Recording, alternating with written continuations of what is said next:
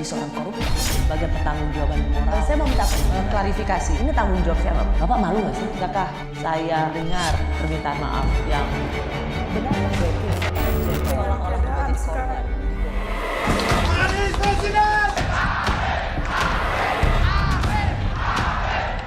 Hari ini juga kita katakan selamat tinggal kepada politik cebong dan kampret.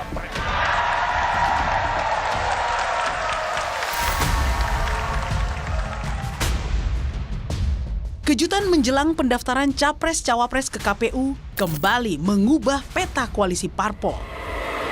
Bak Kereta Ekspres, Partai Nasdem dan Anies Baswedan secara kilat meminang Muhaimin Iskandar untuk menjadi pendamping Anies. Akibatnya, Partai Demokrat mencabut dukungan untuk Anies dan keluar dari koalisi perubahan. Sedangkan Prabowo menolak meratapi kepergian PKB dari koalisi yang sudah dibentuk bersama Gerindra sejak 13 Agustus 2022 silam. Sejak awal pula, Partai Demokrat telah mengingatkan untuk tidak sekali-kali melakukan fait accompli atau dalam tanda kutip memaksa Partai Demokrat untuk menerima sebuah keputusan. Lebih baik bersepakat untuk tidak sepakat, agree to disagree, daripada dipaksa menerima keputusan yang kami sendiri tidak terlibat dalam prosesnya. Diskusi, bertemu, kadang-kadang berpisah, ya. Santai aja, kita berbuat yang baik untuk rakyat. Tidak ada pelipur-pelipuran. Ya. Oke. Oke. Merdeka! Merdeka! Keputusan Surya Paloh memilih Caimin sebagai pendamping Anies tak lepas dari upaya menutupi kelemahan elektoral Anies di wilayah Jawa Timur. Pasalnya, sebelum ada Caimin, Nasdem sudah memunculkan nama Hovifah dan Yeni Wahid yang merupakan representatif pemilih NU dan Jawa Timur. Meski begitu, sosok Muhaimin Iskandar dinilai pengamat politik masih memiliki PR yang besar di wilayah basis suaranya sendiri. Nah, Jawa Timur ini memang PKB dukungan politiknya besar. Tapi ada satu hal yang menjadi tugas dan PR dari Caimin sebetulnya, yaitu adalah bagaimana merangkul suara dari Gusdurian kultural. Dan ini cukup besar. Nah, selama kemudian Caimin tidak bisa melakukan rekonsiliasi dan kemudian membangun komunikasi dengan keluarga Gus Dur, maka kemudian sebagai figur dia tidak akan mendapatkan dukungan elektoral yang kuat di Jawa Timur yang basis NU. Nah, ini menjadi suatu PR tersendiri dalam jangka waktu yang tidak panjang seperti sekarang. Selain harus merangkul suara pengikut Gus Durian di Jawa Timur, Caimin juga kini diperhadapkan dengan penolakan Ketua PBNU Yahya Khalil Stakuf yang meminta agar tidak ada yang membawa-bawa dan main klaim dukungan Kiai NU dalam urusan pencapresan. Tidak ada atas nama NU. Kalau ada klaim bahwa kiai-kiai PBNU merestui, itu sama sekali tidak benar karena tidak pernah ada pembicaraan di dalam PBNU mengenai calon. Yaitu domain partai politik, silahkan berjuang untuk mendapatkan kepercayaan rakyat. Tapi saya ulangi sekali lagi, tidak ada calon atas nama NU.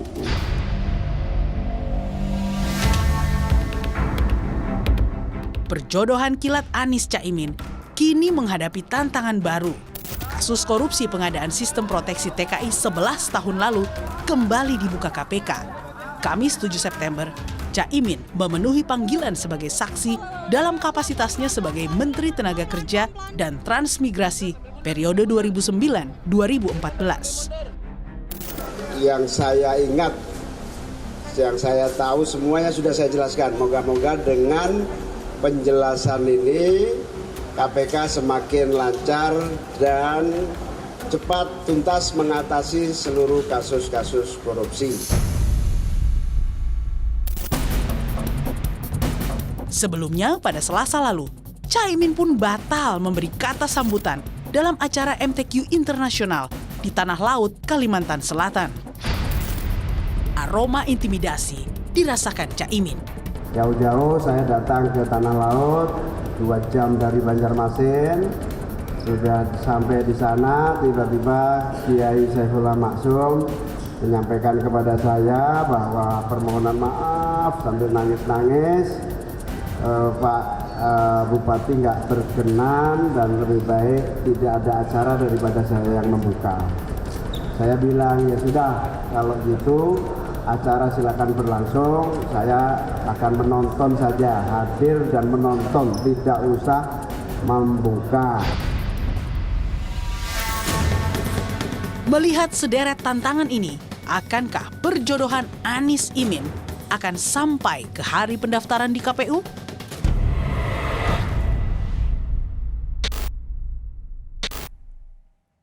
Saya sudah bersama pasangan calon presiden dan wakil presiden dari Nasdem, paling tidak diusung oleh Nasdem, dan PKB, yaitu Anies Baswedan dan Muhaimin Iskandar. Mas Anies, Caimin, terima kasih sudah di Rosi. Terima kasih diundang.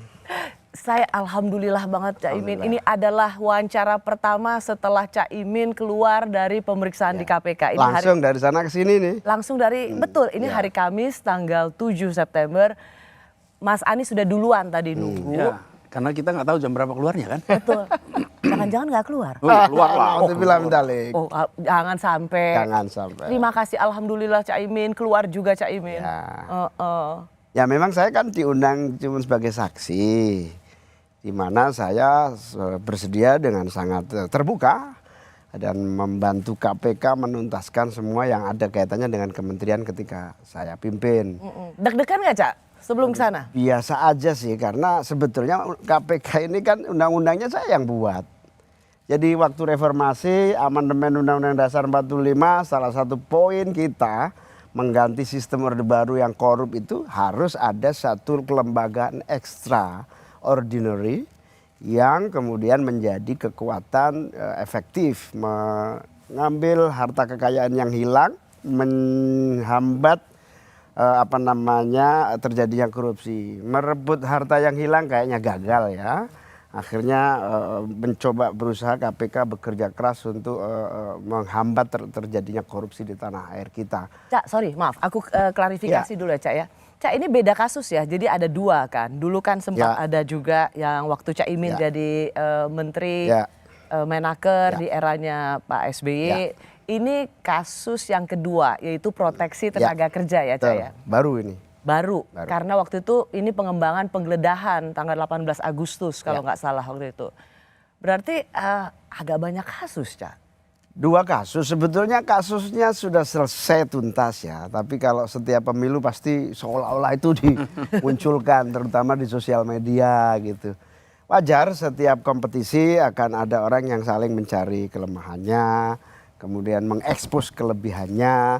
Tapi saya kira isu tahunan, isu 5 tahunan itu selalu muncul beberapa peristiwa-peristiwa itu. Saya juga surprise, saya tidak menyangka tiba-tiba ada kasus baru ini yang notabene saya hampir sama sekali lupa, mengingat-ingat pun agak susah. Itu kira-kira berapa tahun ya? 11 atau 12 tahun? 12 tahun yang lalu, 12 tahun yang lalu yang tidak mudah buat saya mengingat-ingat peristiwa apa kira-kira itu. Akhirnya tadi berhasil, agak lama dikit karena saya harus dipandu untuk mengeksplor apa yang terjadi sesungguhnya.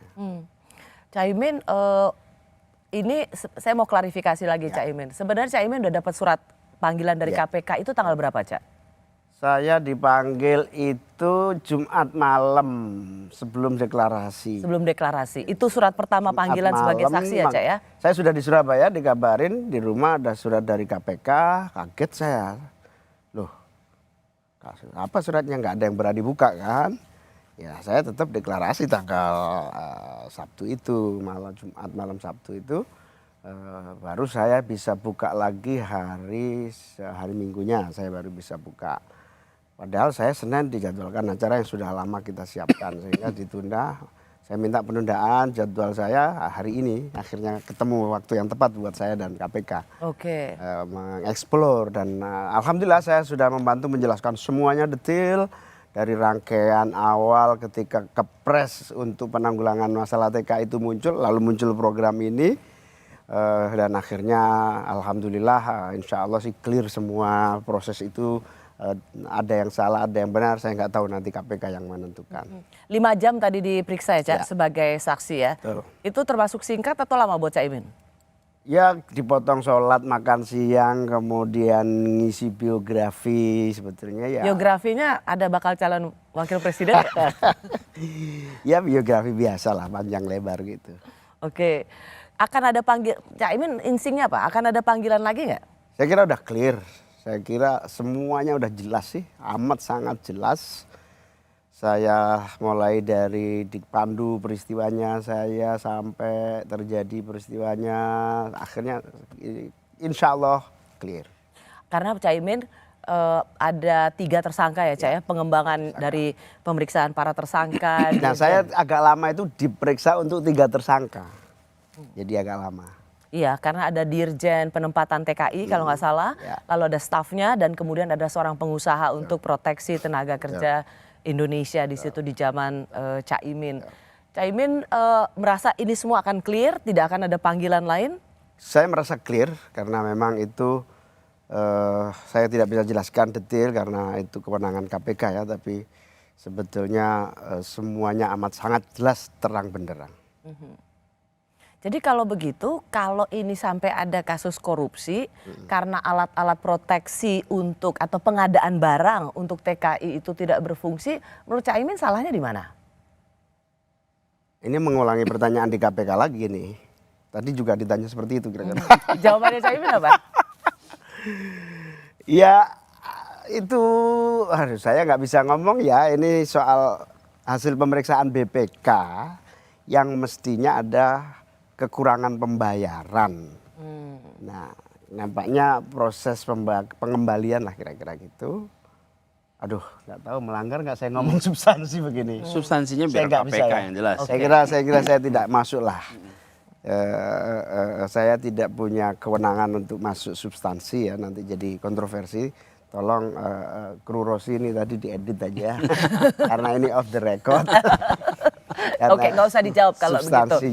Substansinya itu sangat Ya wes, menjadi nggak apa-apa. kewenangan KPK. It's okay.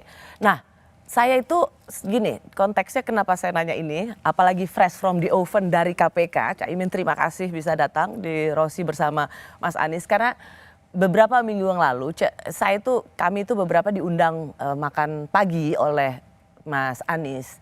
Terus Mas Anies tuh bilang, saya akan cari calon wakil presiden itu kriterianya 0. 5 tambah 0. Sekarang 0, jadi yang paling utama yaitu berani. Berani kenapa? Berani karena nggak berkasus. Dipilihnya Caimin. Sama keluarga aja berkasus. Bukan berkasus. Keluarga kami ini dari takdirnya memang begitu. Kalau Rosi, mungkin Rosi belum lahir kali ya. Bagaimana kakek buyut saya, Mbah Bisri Sansuri dengan kakek buyut saya yang jalur nenek, Mbah Wahab Hasbullah, dua-duanya pendiri NU, berantemnya di publik habis-habisan. Oh maksudnya Caimin dari dulu? Dari dulu. Berantem keras soal apakah sah masuk DPR GR atau itu melanggar hukum. Karena DPR GR bukan hasil pemilu. Sampai tidak nyapa. Sampai berantem keras, sampai akhirnya terjadi rekonsiliasi. Bagaimana caranya agar keputusan NU masuk DPR GR atau tidak itu sah secara hukum agama. Karena DPR GR adalah tidak sah, bukan hasil pemilu. Mbak Bisri kakek saya langsung, beliau ini tidak sah secara fikih Islam karena bukan hasil pemilu. Tapi Mbak Wahab bilang, kalau nggak masuk, ini diisi orang lain. Apa nggak semakin aja? Tapi saya kasih tahu dulu. Tapi akhirnya setelah hampir jotaan lah bahasa Jawa itu berantem, Mbak Wahab ngundang makan, dikasih makanan yang enak-enak gitu oleh Mbak Wahab supaya Mbak Bisri nggak keras gitu. Masak yang paling disukai Mbak Bisri, setelah sedang makan enaknya Mbak Bisri sadar ini sogoan ini. Mbak Bisri bilang, dalam hal makanan enak ini saya terima kasih, tapi prinsip saya tidak mau masuk DPRGR. Ya, itu contoh bagaimana kerasnya. Begitu juga Gus Dur dengan pamannya Pak Yusuf Hashim. Waduh, saya terlibat kalau ini. Saya nggak tahu urusan sebagai ponakan yang belain paman lah. Gus Dur melawan pamannya, tapi itu perbedaan politik, perbedaan cara pandang. Sekarang ponakan lawan pamannya juga. Sebetulnya sekarang nggak ada, Gus Dur udah almarhum, nggak ada yang namanya dinamika itu. Makanya di Denanyar Jombang tempat saya lahir, dialektika berdebat itu bagian dari olahraga keluarga kita, gitu kira-kira begitu. Itulah olahraga keluarga kita. Karena begitu punya Lili Wahid meninggal, saya bilang punya Lili Wahid lah yang mendewasakan adiknya Gus Dur. Punya Lili Wahid lah, karena punya Lili Wahid termasuk orang yang selalu keras terhadap saya, marah terus kepada saya. Tapi begitu beliau saya itu, saya bilang saya kuat tabah seperti ini dididik oleh punya Lili Wahid, dan punya Lili Wahid yang mendewasakan saya menjadi orang yang mandiri. Ya, Cak, oke. Biasa. Cak Imin yang mengatakan biasa itu dalam keluarga. Saya tuh mau tanya Mas Anies, karena Mas Anies itu kan dengan lantang mengatakan calon wakil presiden itu harus kriterianya itu ada 0, berani karena nggak berkasus. Yakin sama Cak Imin, kasusnya banyak banget. Gini, kan waktu itu saya bilang, ketemu aja pada nggak berani, benar nggak Ros? Iya, foto aja nggak berani kan waktu itu. Foto nggak berani, ketemu nggak berani, nggak memungkinkan. Jadi bagaimana mungkin kita bisa ngobrol soal pencalonan, kerja bersama, kalau ketemu aja nggak mungkin. Jadi saya sih sederhana, kalau orang tidak berani, ya berarti memang dia punya masalah. Tapi kalau dia berani, ya berarti nggak ada masalah. Oh, oke. Sederhana sekali. Jadi saya bilang kalau Cak Imin itu berani melangkah bersama, ini artinya ya beliau yakin ada masalah. Oh, bagi Mas Anies berani karena tidak ada masalah, karena tidak bermasalah. Iya, jadi kalau enggak bukan ya pasti akan repot. Bukan gini, bermasalah tapi tetap berani. Orang mungkin yang nggak di Republik ini begitu hari ini, di mana semuanya bisa terang benderang nih. Saya tidak perlu ngomong bermasalah atau tidak bermasalah, itu tergantung orang melihat, gitu loh. Apakah Rossi bermasalah atau tidak, itu belum tentu bermasalah atau tidak, tergantung dari mana saya melihat. Jadi politik itu persepsi, yang penting kita bisa mempertanggungjawabkan semua apa yang kita lakukan sebagai politisi, sebagai pejabat publik, sebagai pemimpin yang punya tanggung jawab, yang punya agenda. Ya. Saya kira itulah yang menjadi saya harus berjuang terus. Cak Imin, saya mau ini ya, kan setelah Cak Imin diwawancara terus kemudian kan Mbak Alisa Wahid, Mbak Yeni juga langsung menyerukan gitu. Atau mungkin udah deh nggak apa-apa Cak Imin sukses membawa besar PKB, itu harus diakui loh. Ketua umum terlama sejak reformasi. Sekarang ya udah PKB jalan aja dengan seluruh kampanyenya tanpa membawa atribut Gus Dur. Karena itu hanya itu, sesimpel itu permintaan Alisa Wahid. Saya setuju. Kita tidak pernah membawa atribut Gus Dur. Rossi lah yang mengangkat Yeni membawa atribut Gus Dur buat PKB.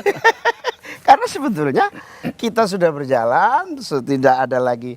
Gus Dur bagi kami ini dewa, Gus Dur bagi kami wali, Gus Dur bagi kami inspirasi. Tapi kami tidak pernah membawa-bawa Gus Dur dalam kampanye kami. Kami juga tidak membawa-bawa Gus Dur dalam orang melihat PKB. Itu fair enough lah, karena itu permintaan Mbak Alisa Wahid. Pasti, silakan dengan jalan setuju PKB. sekali. Saya rasa sekarang, itu sudah bisa. Sekarang buktikan saya bawa Gus Dur di mana, gambar ada Gus Dur, nggak ada. Itu pun sejak pemilu 2004 loh. Setiap ada gambar Gus Dur diturunkan nama Yeni. Tapi sampai sekarang kita nggak pakai lagi. Mas Anies, kalau kok kasus-kasus gini buat Mas Anies, Cak Imin ini liabilities nggak? Gini, ketika kita bicara kasus, ada perkara, ada persepsi. Oke? Dan saya ngalamin juga nih, Ros, selama 2 tahun lebih tuh, bagaimana ada sebuah penciptaan persepsi terkait dengan Formula E. Terus menerus. Saya merasakan tuh, ketika kemudian saya jalanin ini dengan yakin, karena nggak ada masalah. Tapi penciptaan persepsi atas itu, bahkan sampai ada survei menanyakan, percayakah Anda soal kasus Formula E? Sebuah lembaga survei kredibel itu menanyakan publik itu. Ya. Percaya apa tidak? Jadi kita gunakan apa yang dikerjakan sama penegak hukum. Ya. Penegak Mas Adi hukum sini pasti akan mengatakan bedakan antara apa yang menjadi fakta atau apa yang menjadi persepsi publik. Ya. Cuman Cak Imin, aku mau komentar dikit. Cak Imin berubah loh. Apa itu?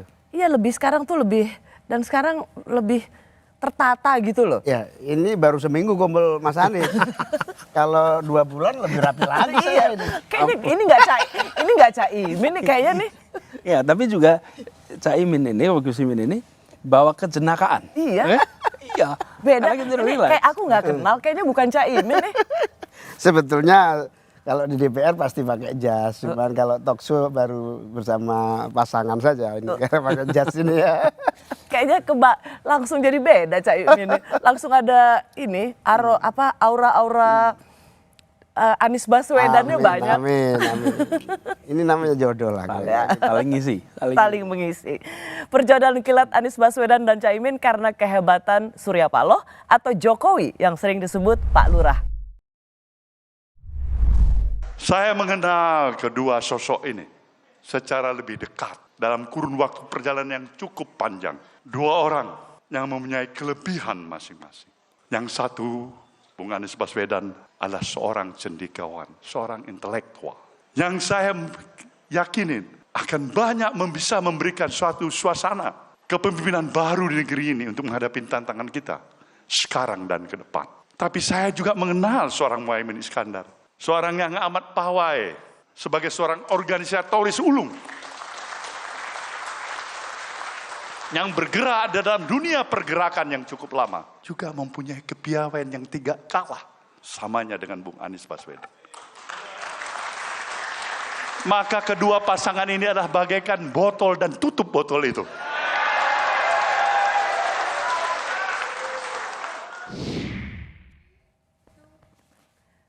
Saya masih bersama pasangan calon presiden dan wakil presiden Anies Baswedan dan Muhaimin Iskandar. Disebut oleh Pak Surya Paloh botol dan tutup. Siapa botolnya, siapa tutupnya? Tergantung yang gemuk siapa. Yang penting klop. Yang penting klop. Cak Imin ini banyak orang mengatakan ini sebenarnya Cak Imin ini disuruh oleh Pak Jokowi. Benar nggak sih? Jadi ceritanya tidak seteknis politis, ini soal perjalanan panjang. Jadi yang kebetulan ketemu momentum. Saya ditugasi PKB untuk mengawal seluruh gagasan, cita-cita, tujuan perjuangan PKB dengan satu syarat, dengan satu cara masuk di dalam kepemimpinan nasional. Itu diputuskan oleh Muktamar dan harus terus diperjuangkan. Kewajiban saya membawa ideologi, nilai, cita-cita itu terwujud. Saya butuh 20%, ketemulah Pak Prabowo butuh 20%, ketemulah saya. Betul. Waktu mau sama Pak Prabowo itu memang ada... Ya sama-sama butuh, terjadi Atau misalnya ada yang bilang, Pak Imin ke Pak Prabowo gitu. Sama-sama butuh, terjadi perjodohan yang deklarasi koalisi KKIR. 1 tahun kita kampanye KKIR, berbagai event dan seterusnya. Lalu pada akhirnya kita curiga, kesimpulan bahwa akhirnya pacaran ini tidak bisa berlanjut. Dan Curiganya di mana, Cak? Curiganya puncaknya adalah saat saya dan teman-teman melakukan rapat koordinasi nasional pada tanggal berapa saya lupa, bersamaan tepat saat PAN ulang tahun. Oh, yang waktu itu, yang ganti nama koalisi Kebangkitan Indonesia Raya, jadi koalisi Indonesia Hari Senin tanggal 28. Tanggal 28. Oh, yang ganti nama pokoknya kan? Nah, pokoknya saya ke acara Rakornas saya buka, kemudian saya bilang kepada Rakornas, syarat tidak boleh membahas Pilpres. Kasih waktu saya untuk mengawal Pilpres sebulan. Sorry. Ya masa hanya gara-gara ganti nama KKIR jadi Koalisi Indonesia Maju gitu aja ngambek? Itu bukan ngambek ini, itu kesimpulan paling mutakhir ya. Jadi jauh hari Rosi mungkin sudah tahu ada 11-12. Kalau tidak jelas kita lepas. Ada juga pacaran terlalu lama bisa nggak Lepas. jadi. Ya. Ini yang tanggal 28 ya, 28 Kalau hari. Senin 28. Itu puncaknya Itu di situ puncaknya ya. di situ. Ketika ganti nama. Rakornas, bukan. Rapat Koordinasi Nasional PKB yang mengundang seluruh PKB se-Indonesia. Sebetulnya membahas pileg. Tiba-tiba ada kabar, kepastian koalisi itu berubah. Namanya KKIR menjadi Koalisi Indonesia Maju. Saya datang ke sana dan terlambat saya datang memang karena saya Rakornas dan saya sempat nanya-nanya. Memang sudah hampir pasti cawapresnya bukan saya. Siapa? Ya saya nggak boleh ngomong, itu urusan masa lalu ya. Masa lalu saya. Jadi maksudnya. dicampakkan lah ya. Tidak dicampakkan, sudah. Tapi nggak dipilih. Bahkan sempat saya ngomong kepada salah satu teman, ini kalian sudah cukup lah bisa maju tanpa saya. Tiket sudah cukup, kaget dia. Loh, lu mau kemana? Ya aku nggak kemana-mana, saya tetap di sini. Saya pulang ke Rakornas, wah udah marah semua. Marah semua. Ibarat ini air perjuangan, tidak boleh setak. Kalau bahasa Jawa Timur gak boleh ngecembeng. Ngecembeng itu berhenti nganggur. Akan bau dan seterusnya. Marah semua. Marah.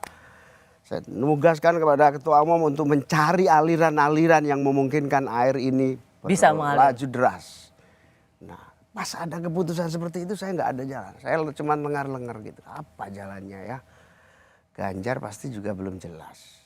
Tiba-tiba saya dikabarin Bang Surya Paloh ngajak makan malam.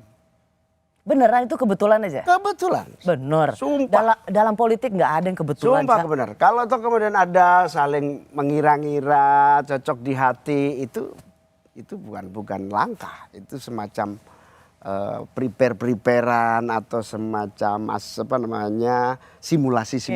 Simulasi sudah lama kalau simulasi. Saya kenal Mas Anies sudah sejak mahasiswa, sama-sama aktif di UGM, sama-sama menjadi penggerak massa melawan Orde Baru. Tapi itu kan hanya semacam persepsi atau alternatif. Ya belum jodoh lah waktu itu. Jadi diajak makan. Pas emosinya seluruh PKB itulah saya diundang makan Bang Surya. Saya ditanya, makanya saya minta maaf kepada teman-teman Demokrat. Saya tidak tahu.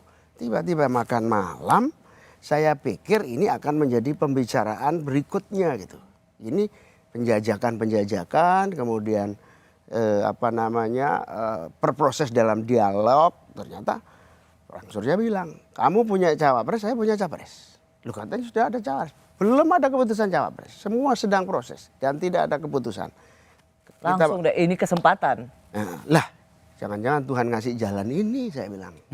Namanya lagi orang Jawa Timur, ada kucing disuguhi gereh gitu ya sudah gitulah kira-kira.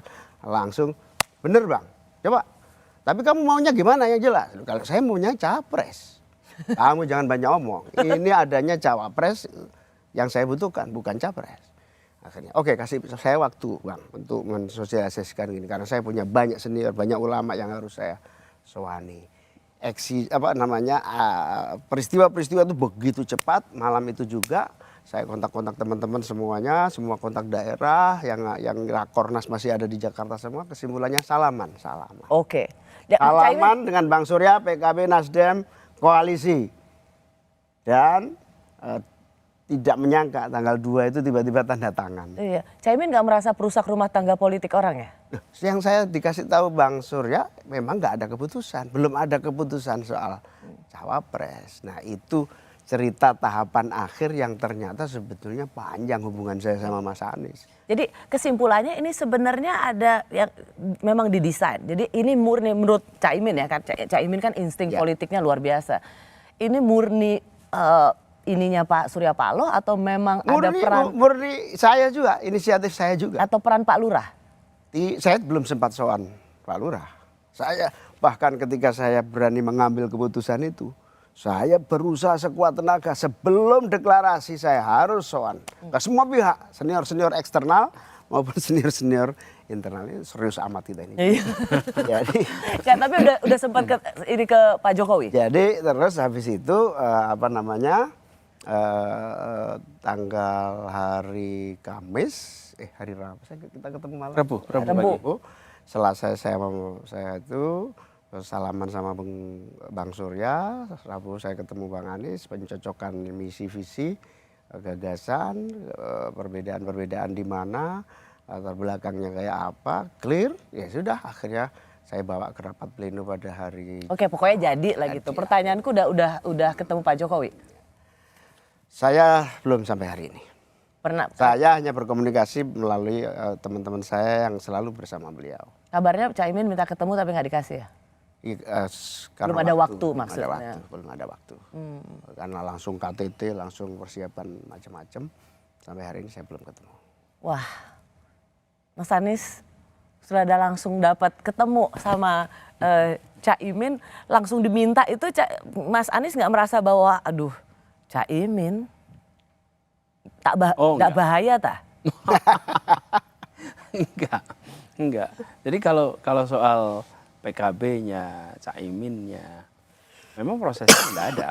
Tapi sebetulnya sejak kita di Koalisi Perubahan itu memantau perkembangan di lapangan, kita sudah melihat bahwa ada ruang kosong yang kita kesulitan mengisi. Yaitu Jawa Timur. Jawa Timur.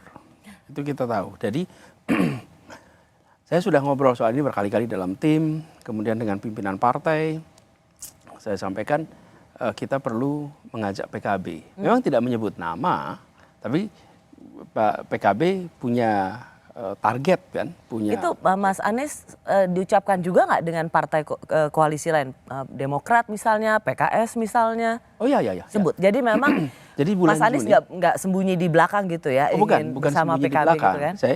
Di bulan Juni itu saya bertemu dengan Demokrat, waktu itu saya sampaikan Mas Ahaye, Pak SBY bahwa kita perlu menggandeng PKB dan saya sampaikan bahwa kalau saya tidak mungkin untuk langsung, Gus Imin juga tidak dalam posisi bisa ketemu saya, tapi kalau Pak Surya Paloh mereka bersama-sama dalam koalisi pemerintahan bisa luasa ngobrol.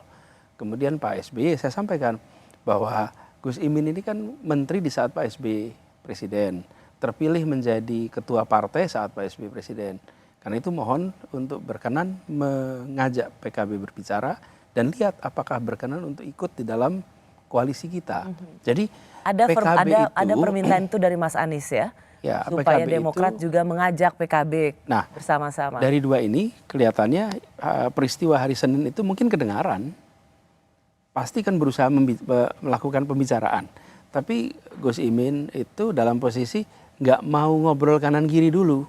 Iya. Betul kan? Benar-benar tertutup. Jadi pokoknya nggak mau, jangan sampai nanti dicurigai kan kira-kira gitu. Jangan sampai keputusan PKB ini disalahpahami para senior eksternal maupun internal PKB. Akhirnya kita butuh waktu sosialisasi. Ya. Dan ketika berbulan-bulan bersama dengan Koalisi Kebangkitan Indonesia Raya, beliau tidak mau melakukan pembicaraan dan saya juga tidak melakukan pembicaraan dengan. Hanya memang ada foto Mas Anies kan berkunjung ke rumahnya Cak Imin dan itu dianggap sebagai ketemu sama Mas Ahaye, nggak mau berbicara secara jantan ke Demokrat, nggak mau, tapi malah sowan ke ibunya Cak Imin.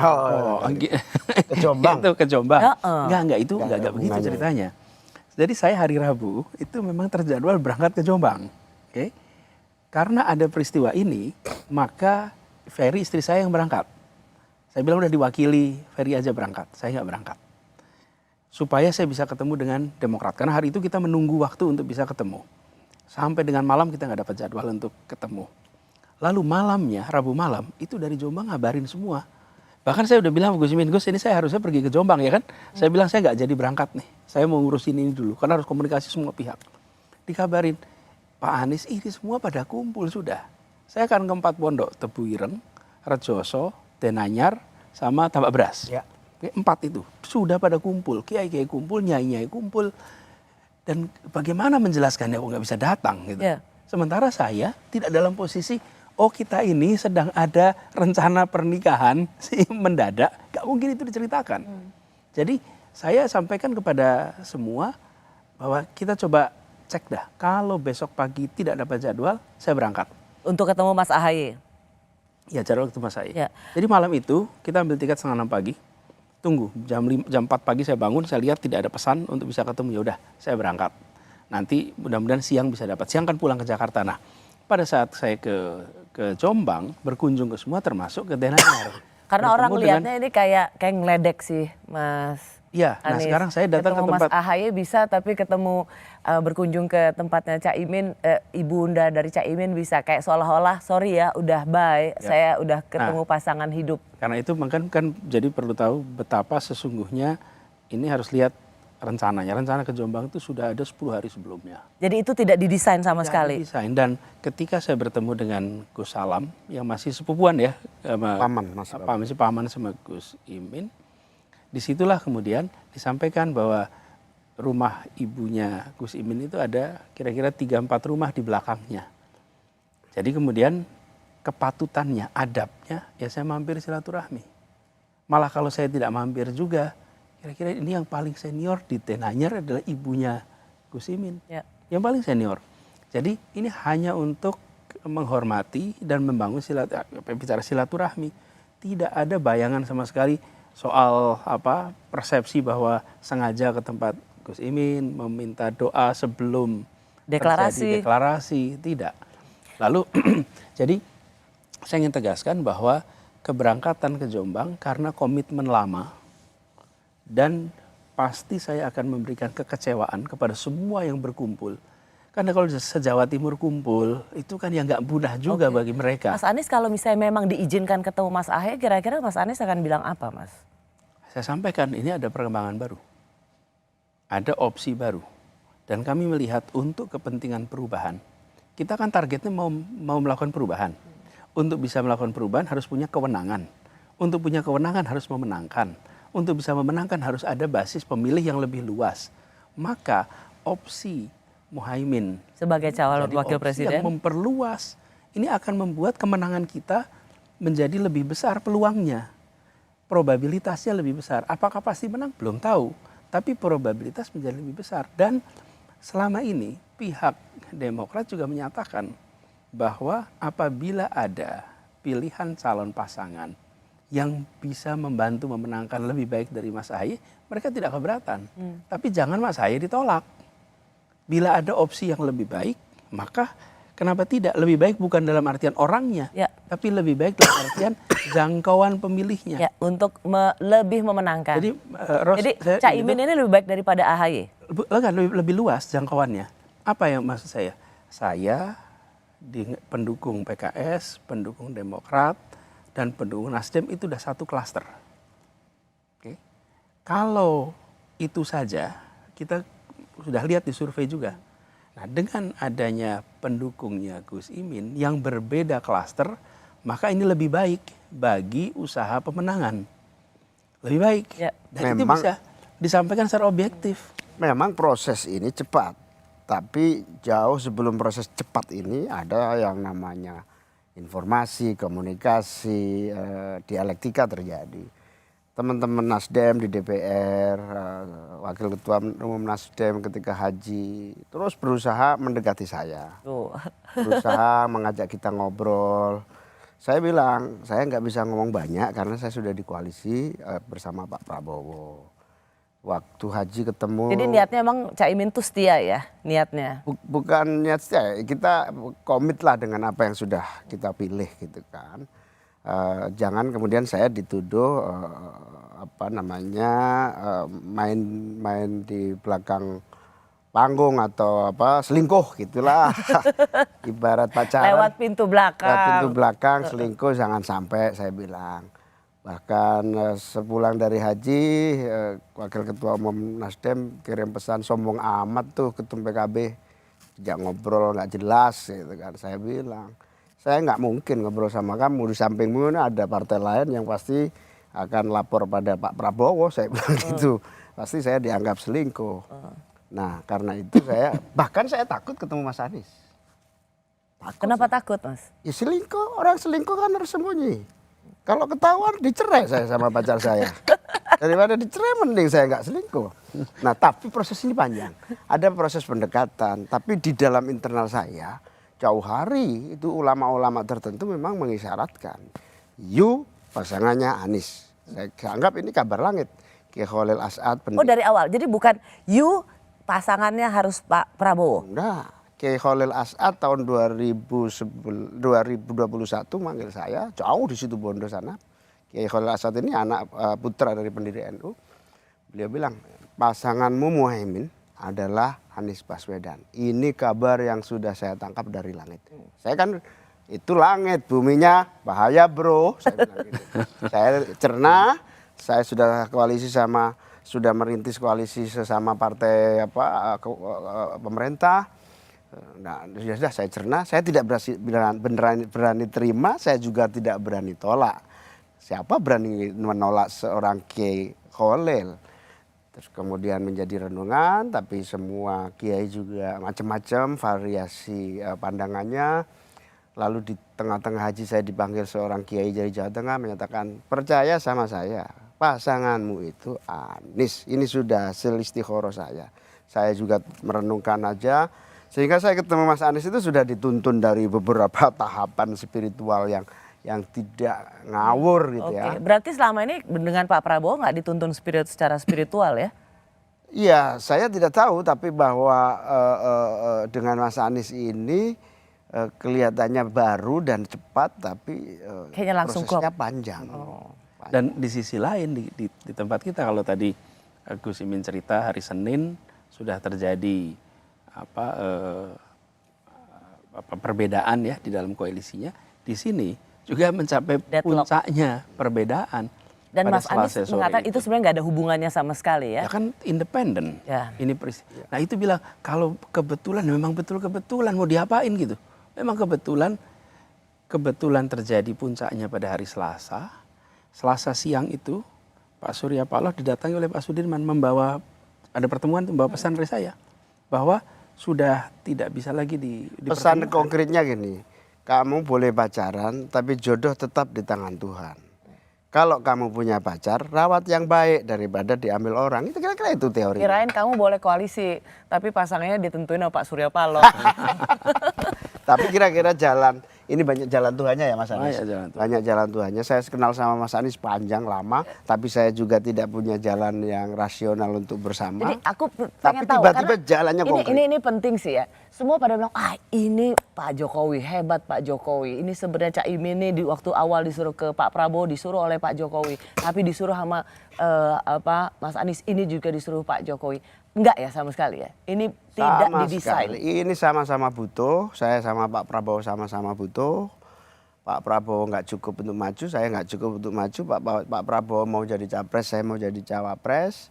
Nampaknya tidak sampai tuntas. Tiba-tiba Mas Anies sama Bang Surya butuh cawapres. Saya seperintah partai ya sudah jalan. Dan ini menurut saya takdir yang saya kira the best ya, takdir baik yang mungkin saya sejak awal jatuh cinta sama gagasan-gagasan. Bener. Waktu itu bilangnya jatuh cintanya sama Pak Prabowo. Gagasan-gagasan sekarang Mas Anies. Mas Anies. Emang politisi tapi banget. bukan. Gagasan Mas Anies. Kemarin puji-puji Pak Prabowo. Sekarang puji-puji Mas dari Anies. Dari awal saya termasuk senang gagasan Mas Anies. Tapi belum jodoh. Dan buat kita juga, Eros, ini kan membayangkan. Ketika ngobrol dengan Gus Imin, bicara soal apa yang nanti mudah-mudahan kita bisa kerjakan sama-sama. Bayangkan Ros, kita dalam posisi koalisinya nggak bisa berlayar nih. Yeah. Okay? Kemudian 3-4 jam kemudian ada jalan keluar yang nggak terduga. Dan itu yang memang sebenarnya banyak orang bilang, masa sih secepat ini, sudah hampir setahun nggak ada jalan solusi, tiba-tiba ketemu 3 hari.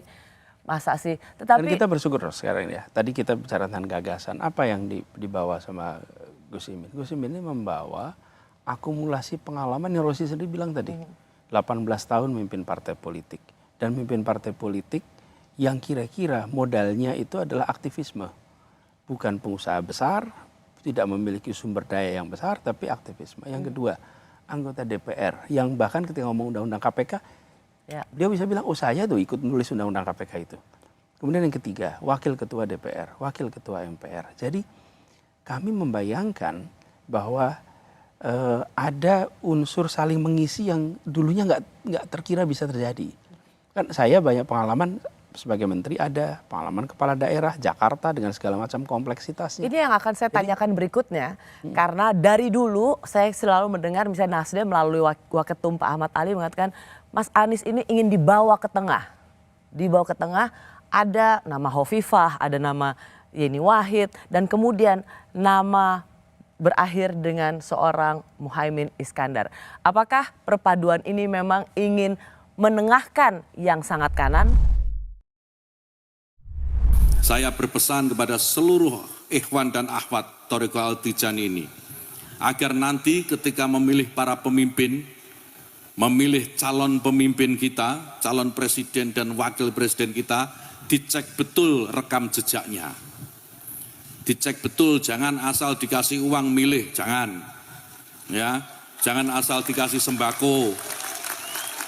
Harus dicek betul, pernah enggak calon pemimpin kita, calon presiden kita ini memecah belah umat. Kalau punya jejak pernah memecah belah umat, jangan dipilih.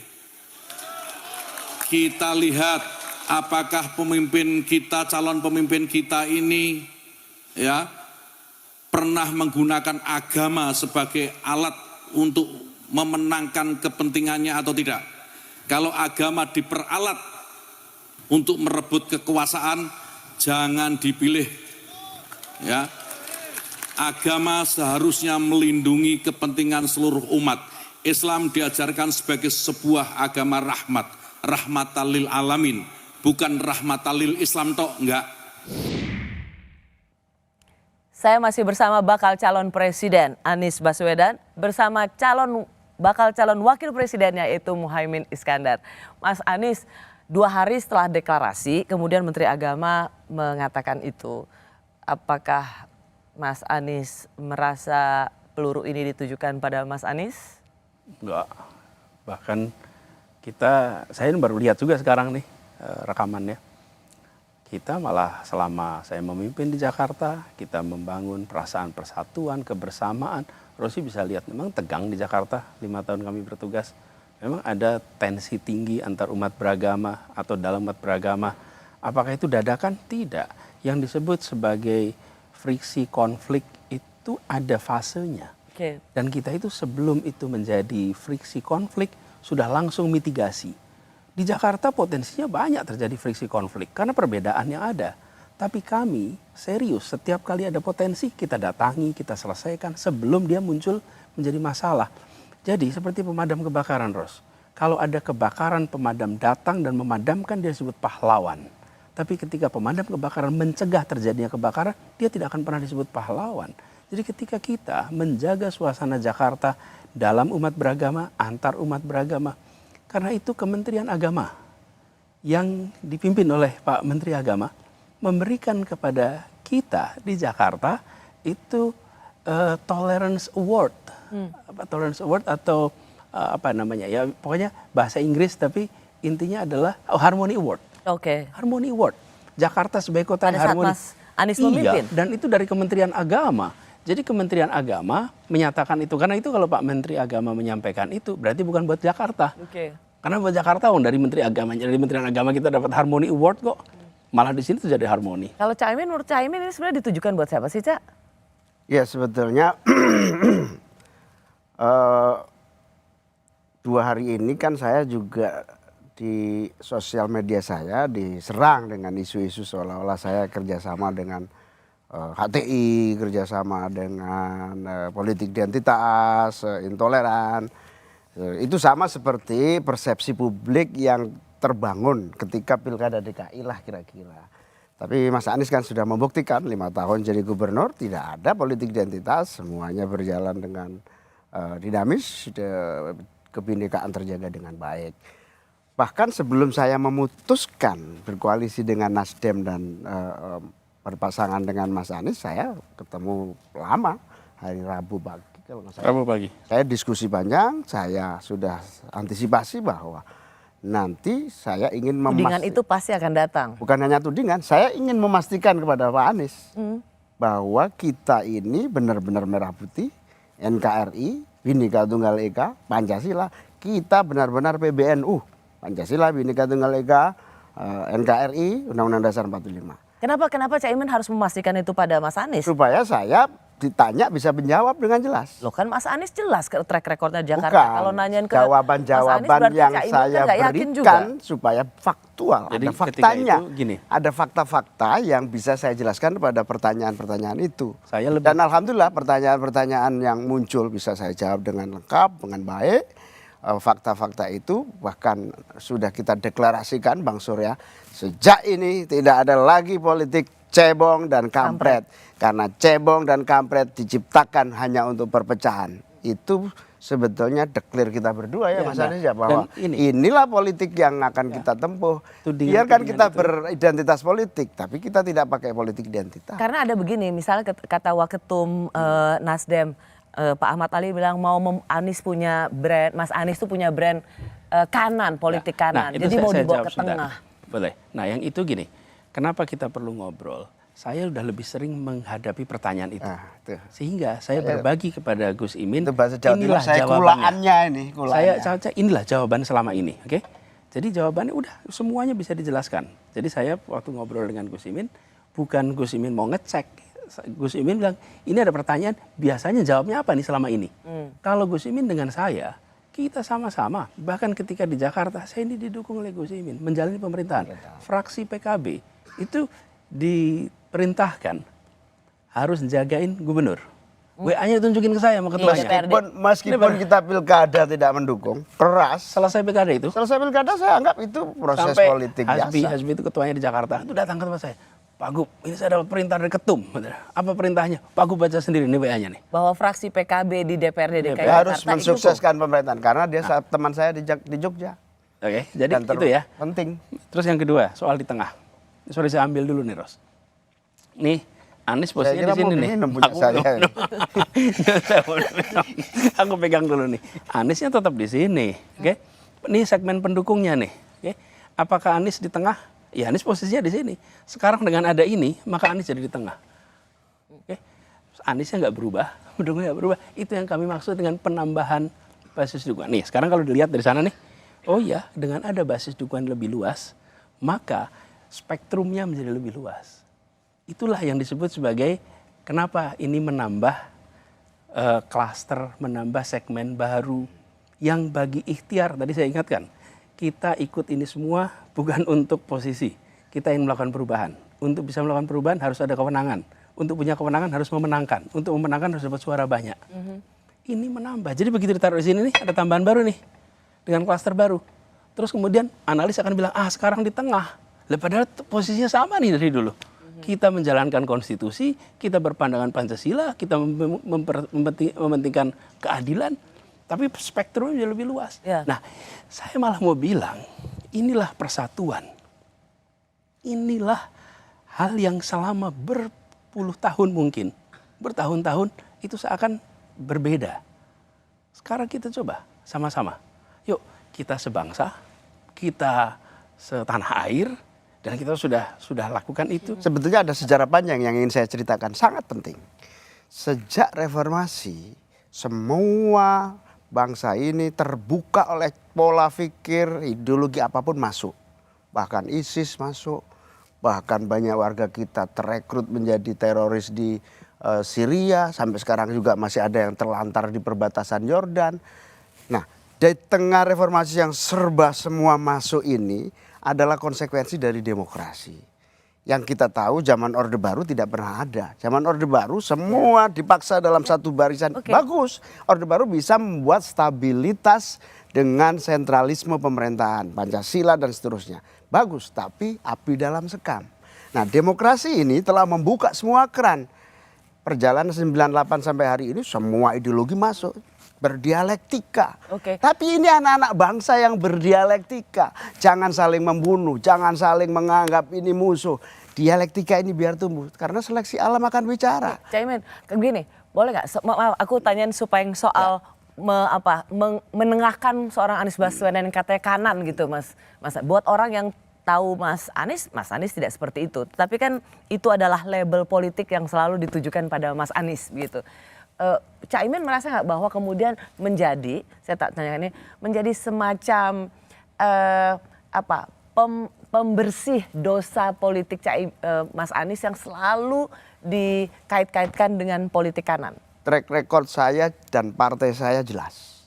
Awal reformasi di DPR bahkan masih banyak partai-partai yang mengusung syariat Islam, mengusung negara Islam. Awal reformasi. Apakah itu tidak sah? Sah. Karena dia perjuangkan secara resmi melalui tata negara. Konstitusi.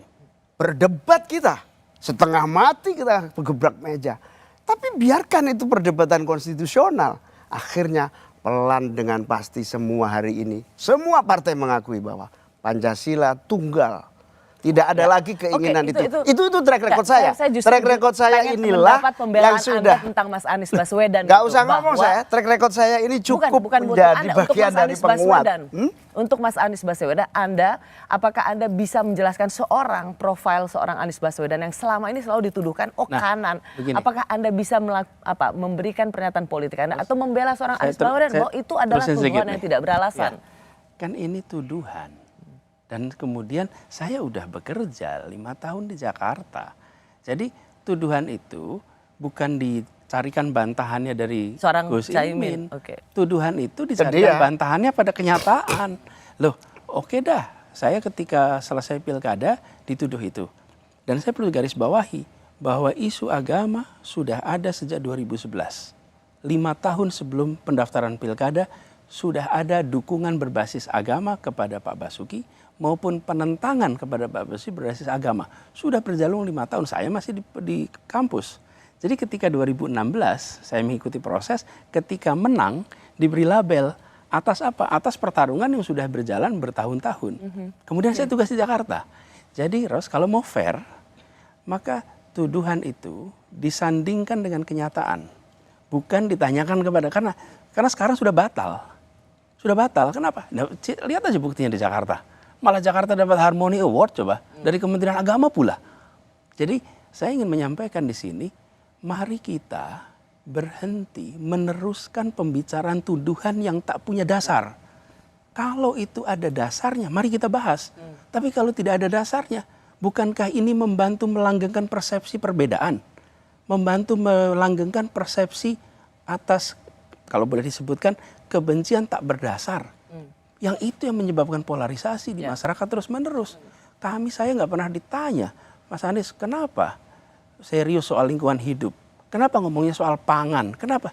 Yang ada adalah hal-hal yang sudah jelas tidak terbukti.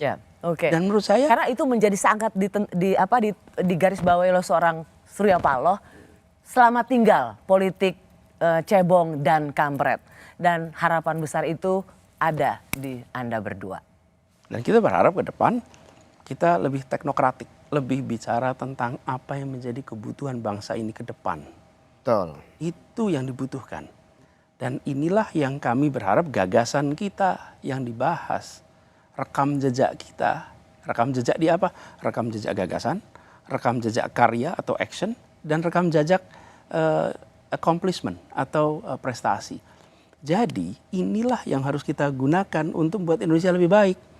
Percakapan ini tentang latar belakang, sosiologi dan lain. Bangsa ini bangsa yang beragam. Tapi juga uniknya bangsa ini bangsa yang bersatu. Dan kita ingin menjaga persatuan itu. Ya. Saya termasuk menyambut baik apa yang menjadi pidatonya Pak Surya Paloh. Dan demokrasi kita hari ini cukup maju luar biasa karena apa? Sekeras-kerasnya perbedaan pendapat dan cara pandang bahkan ideologi, cara berpikir itu tetap dipersatukan dalam ideologi Pancasila, koridor konstitusi, ini yang akan terus harus dijaga.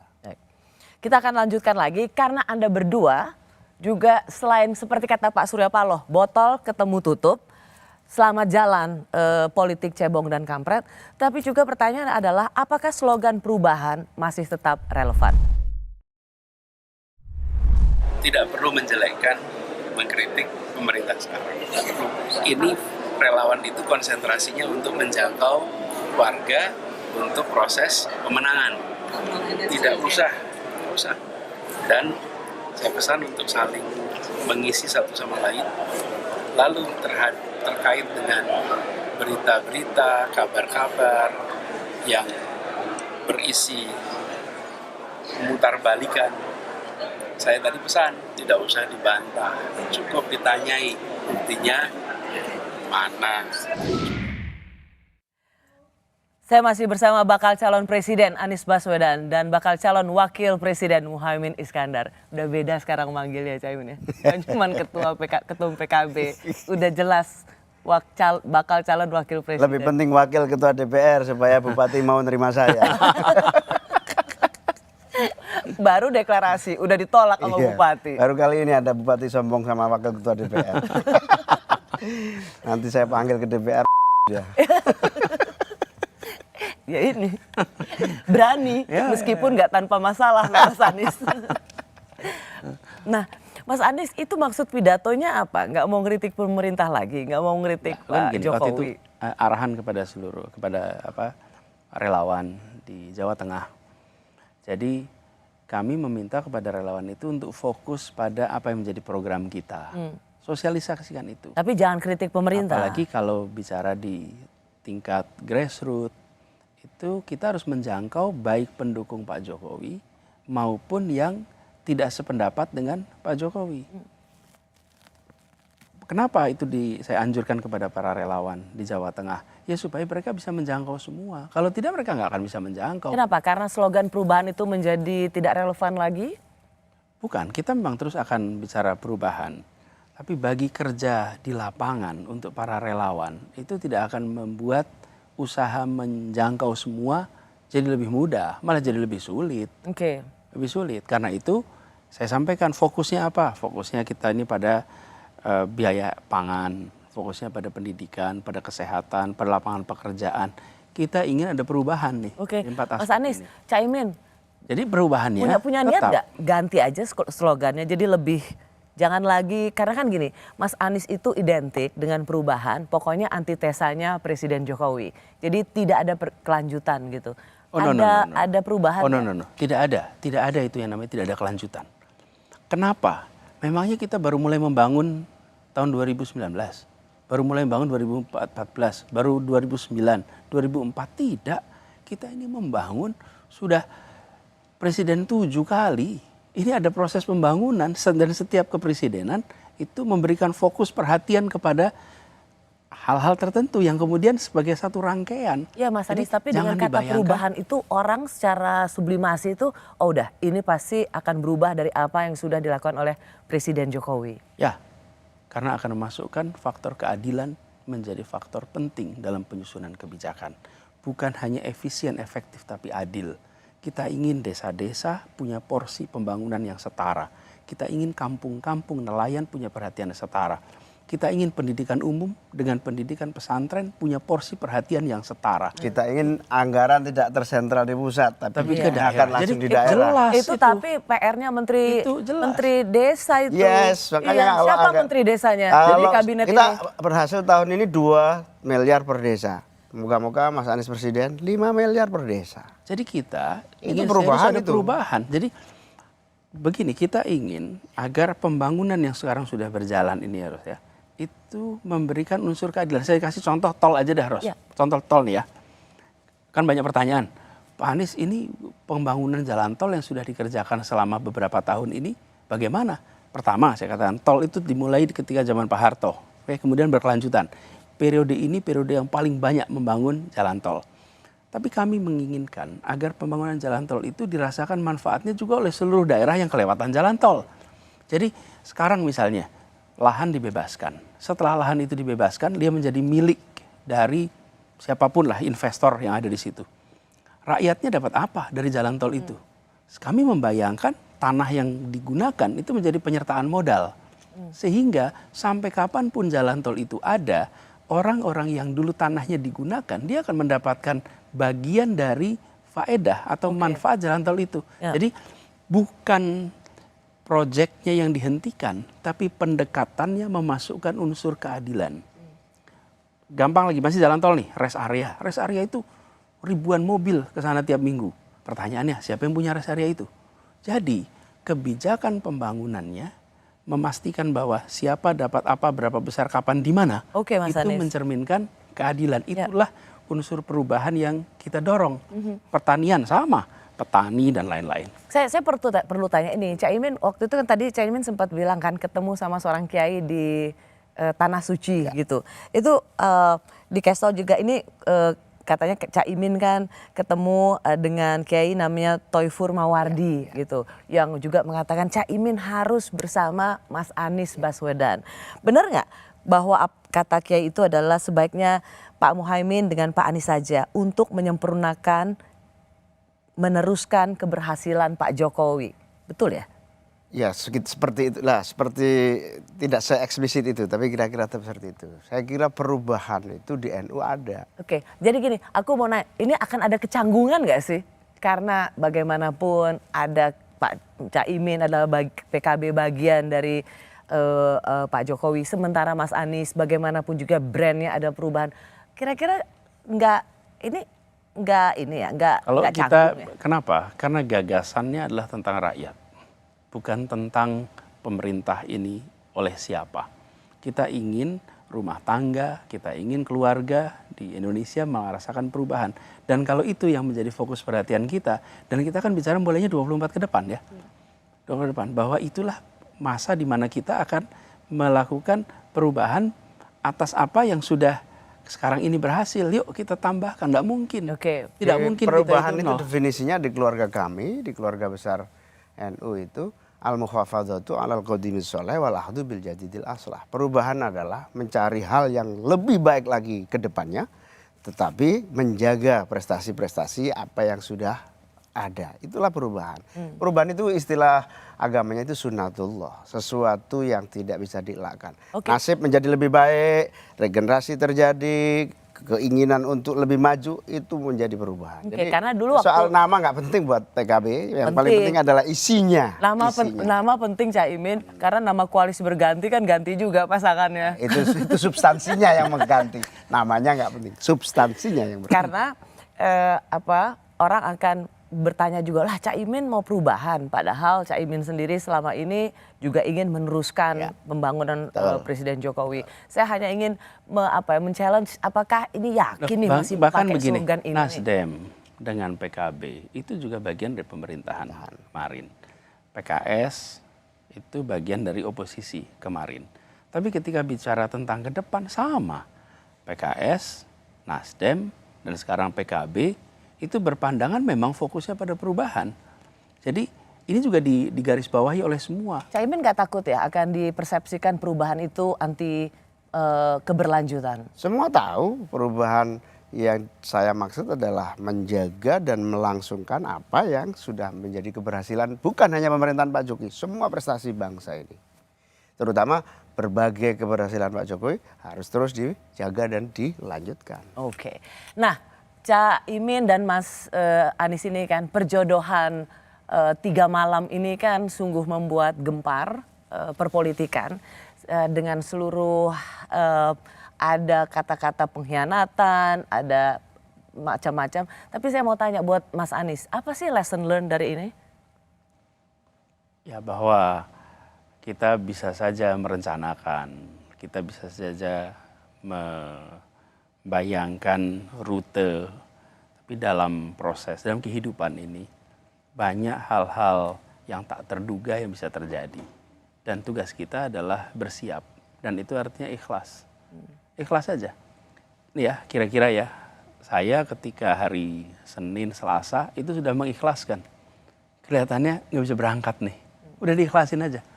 Dan udahlah, bismillah, kalau memang belum takdirnya, ya sudah, kita berusaha berbulan-bulan ini menjaga. Jangan sampai ini nggak jalan. Ikhlaskan. Dan ternyata ini pelajaran penting.